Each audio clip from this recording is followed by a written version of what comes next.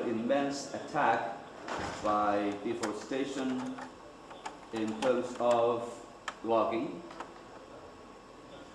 The Amazon hardwoods is very much in demand all over the world, including in North America, which produces mostly softwood.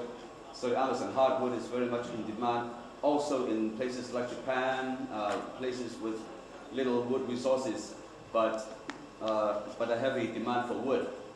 And the next one, and this is the new, this is basically settlement deforestation, but the construction of highways into the Amazon is like a sword thrust into the body, and then the germs begin to pour in, and then you become infected, and then the entire system collapse. And so this one, for example, this is not slash and burn or small scale deforestation anymore. This is major agricultural development. George W. Bush went to Brazil and said, okay, North America needs two things from Brazil. One is beef, and the other one is ethanol for fuel. And North America has already run out of arable land, and therefore we are coming to Brazil to claim the so-called undeveloped potential arable land that is in Portuguese by President Lula of Brazil. So the two presidents struck up a deal by which Brazil provides America with beef and with ethanol, and at the expense of the Amazon. And so this is huge. I mean, this one patch alone probably drove to extinction hundreds of species. So this is for ethanol and for beef, mostly for soy plantations. Soy is serves two purposes. One is to serve as cattle feed, and the other one is to serve as a basis for ethanol. And of course, we all burn gasoline, and the ethanol nowadays constitutes about 5% of all the fuel used in gasoline. About 2003, 2004, because of global warming now, global warming is drying out the Amazon, and as late as 2004, scientists were predicting that the Amazon would likely going to turn into the Amazon savanna by century end, if not the Amazon desert. And I remind you, 7 to 10 species, million species right there, and they were booed as alarmists and as doomsday prophets. However, the year after, in 2005, this is what happened. The prediction came true. The Amazon did dry out in a major way.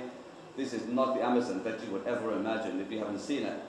And all the boats are stranded, tons of fish dying, and dolphins dying because of lack of fish. This boy here is paddling his canoe not through water but through dead fish.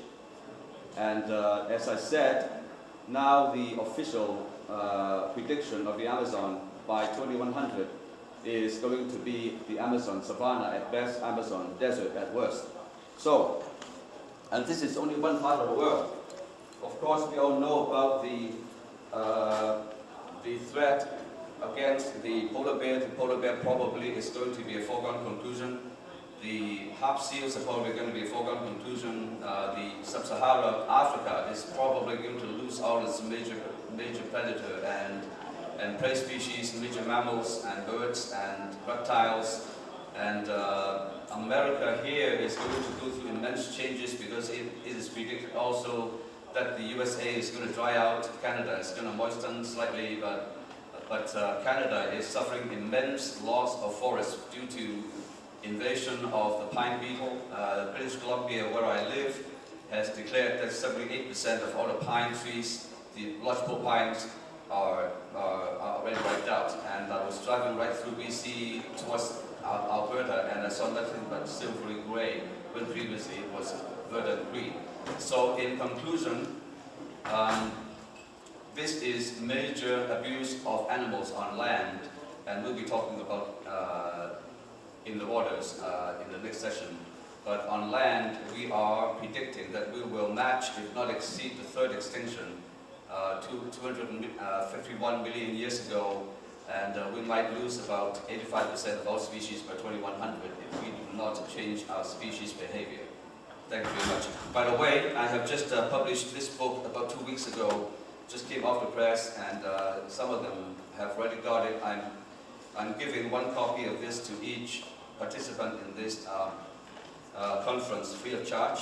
And we have a booth in the exhibition hall. You can visit ours and then claim your copy. I will sign it and write you a personal message as well. So thank you so much.